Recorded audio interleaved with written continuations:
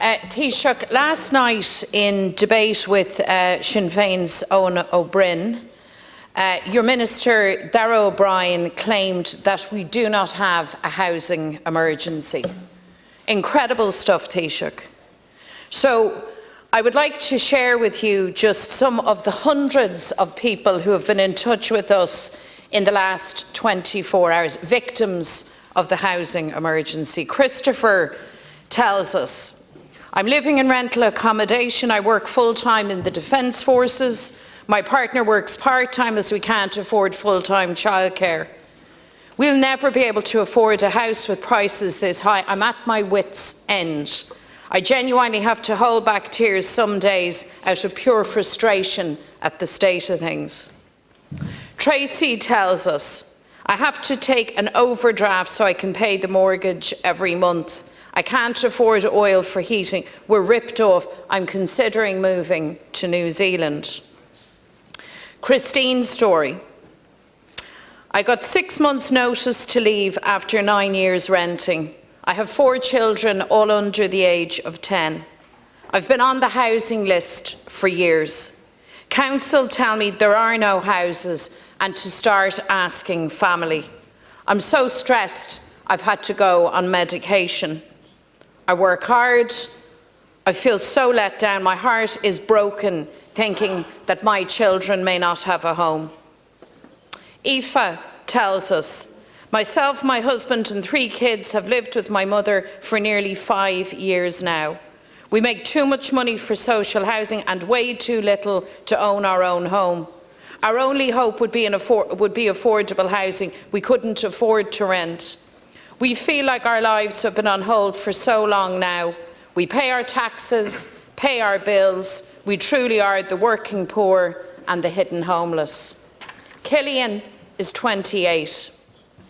He says, I'm 28 years old, I live in a house share. I've a good job, but at this age I had hoped to own my own place. The house I'm in is overcrowded and it's damp. I hate going home from work, but I've no prospect of finding a better place.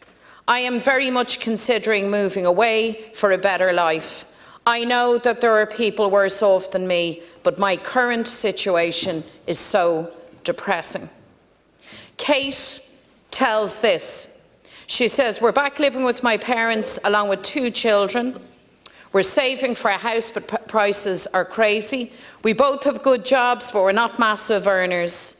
When my dad was diagnosed with cancer in September, we considered moving out and renting again to give my parents space. 17 applications were sent and not 1 response. My eldest child is so insecure about not having our own house, and it causes huge worry for him and for us.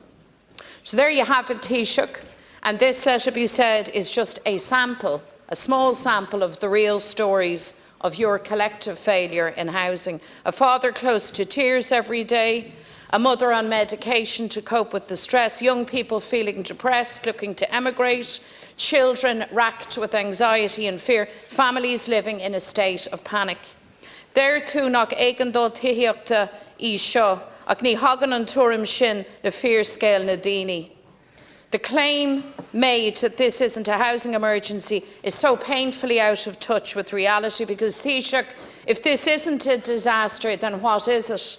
If this isn't a social catastrophe, then what is it? And if this isn't a housing emergency, as you claim, well then what is it?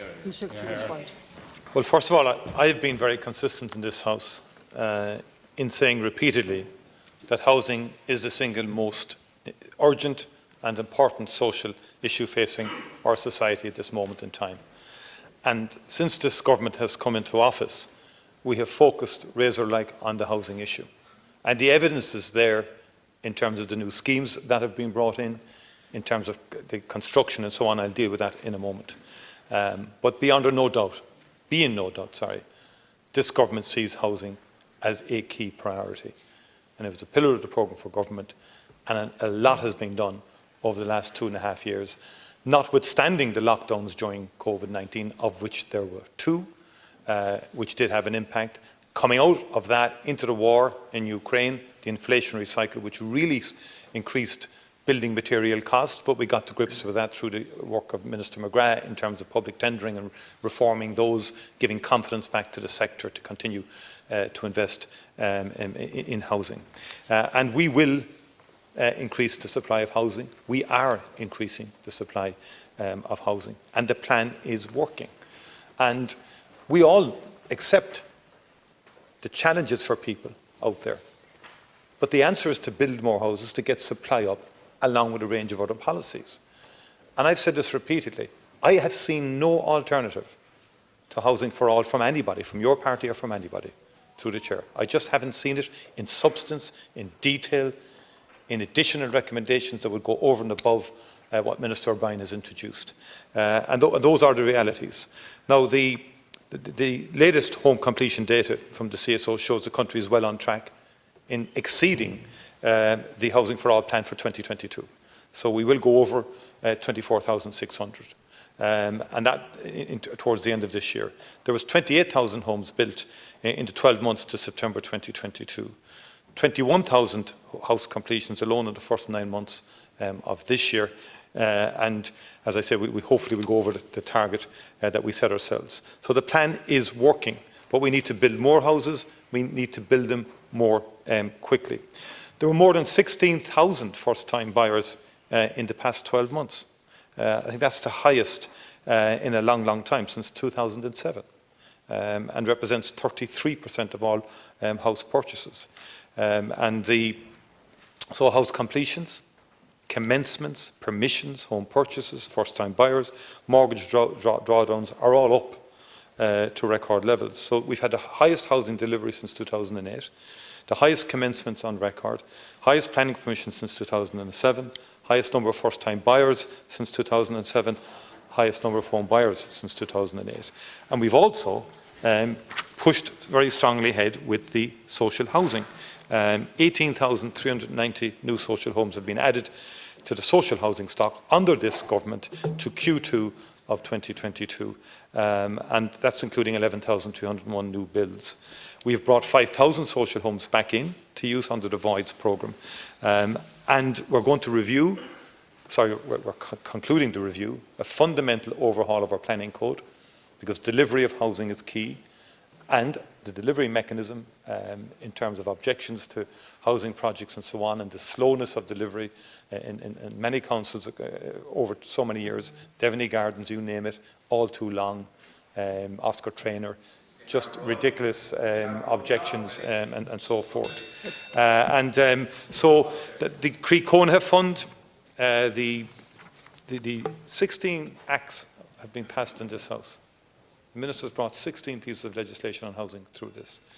We have the cap to rent increases in RPZs of more than 2% per annum. Thank you. So there's been an extraordinary burst of activity over the last 2 years, 2.5 years under Minister O'Brien.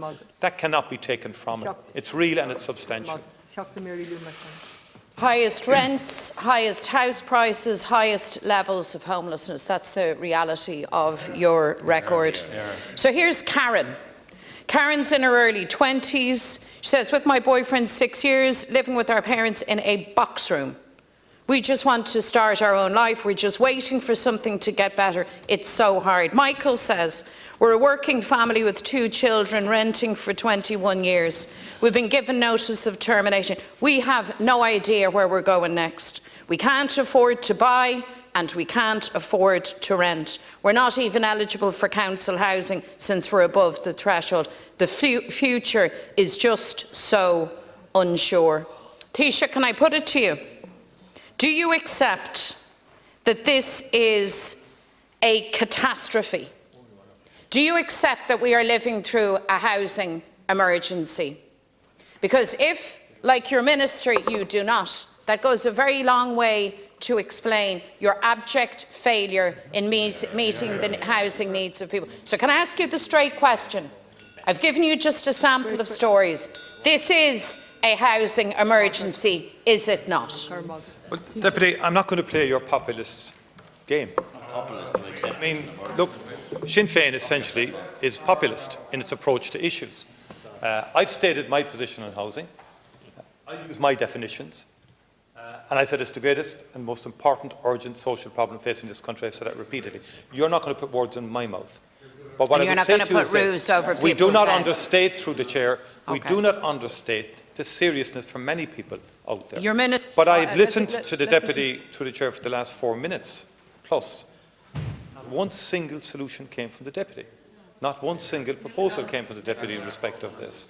And when we put forward the first home scheme, for example, opposed again by Sinn Féin, when the various schemes that and again this is the same tactic all of the time, through the chair, that I didn't interrupt the Deputy when the Deputy spoke, but inevitably now that the tactic is to interrupt my good self or others when we're making comments.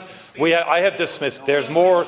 That's more of the populism, endeavouring that this is the classic populist trope that Deputy O'Brien has just articulated. It absolutely is. Trying to suggest that we are somehow not empathising with people who are in difficulty with housing. The only way to respond, Deputy, is to build houses.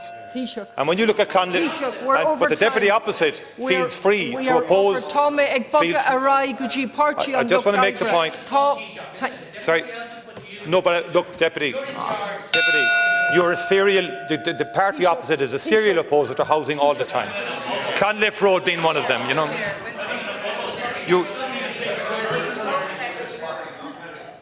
The Lascan Corla is now standing for at least a minute. Would you please?